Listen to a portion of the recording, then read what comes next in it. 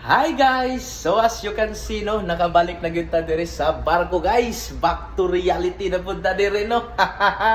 Naputol lang ato ang mga laag sa yuta pero sige lang kay atong paningkamutan nga diri na lang punta maglingaw-lingaw sa dagat no.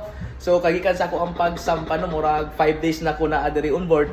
Wala pa jud ko kalugar nga makagawas guys. Plus winter time karon. So karon gani guys, so karong adlaw is negative 1 degrees dito sa gawas. So may gani kinaihit na to ang bridge no. So wala pa tay mga adventure karon. And sige lang, ako lang paningkamutan nga basin sa sunod nga mga pantalan no makagawas ta. So ang ako na lang buhaton guys for the meantime is ituyok ta mo diri sa bridge guys. So mo na siya ako ang workplace diri. Before din ako sugdan ng small tour guys diri sa bridge, akong i-share sa inyo kadiyot unsang inahitabo sa ako ang biyahe gikan sa Amsterdam padong sa Germany. Na-amaze jud ko diri guys kung unsa ka paspas maotro ang panahon. Ug makita ninyo diha, nindot pa kayo ang panahon pagbiya na mo sa Netherlands. Usa ka oras ra day ni guys ang biyahe gikan Netherlands padong Germany. Pag-abot na mo sa tunga-tunga sa biyahe, nagsugod na og cloudy ang panganod. Diri na jud ko nakurat guys kay kadtong padong na may landing nakita nako nag-ice-ice paghihapon ang yuta. Automatic na kupos na po datong itlog ani.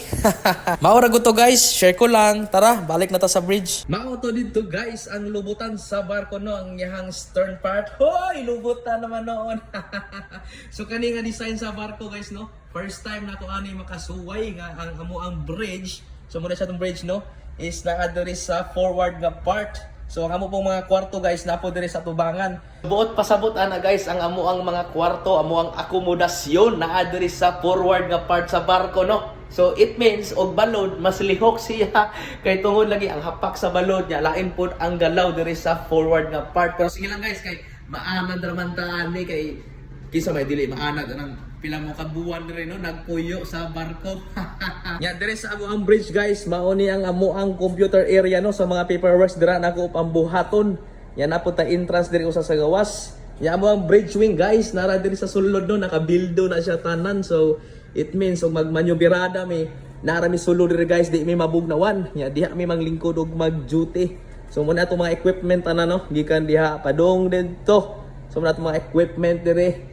Ya amo ang orasan diha og uban pa. So di na lang ko i-detail tanan guys no kay confidential na ang uban. And ang akong schedule diri guys sa duty kay same ra gapon sa ko ang old nga schedule no sa katong previous na ko nga barko 12:04 guys. So meaning ana alas 12 sa udto padong alas 4 sa hapon. Ya from midnight pod alas 12 padong pod alas 4 sa kadlawon. So ingon ana kay mga wak-wak guys, murag mga call center agent. Kitaan ninyo diha guys, so ang dulong sa amo ang barko. So dira ighapak sa balod diha tubangan no. Mabati yun ako sa ako ang kwarto guys, pero sige lang kay maana talaga hapon ta ana. Ang amo aning mga regular nga ports diri guys is around Baltic ra gyud no. So moto nga abot lang og naabot mga nindot nga pantalan nga malungguan karon nga maka-vlog ta. Pero sige lang, I will try my best guys. So maula sa to karon guys. So amping mo kanunay. See you. Bye-bye.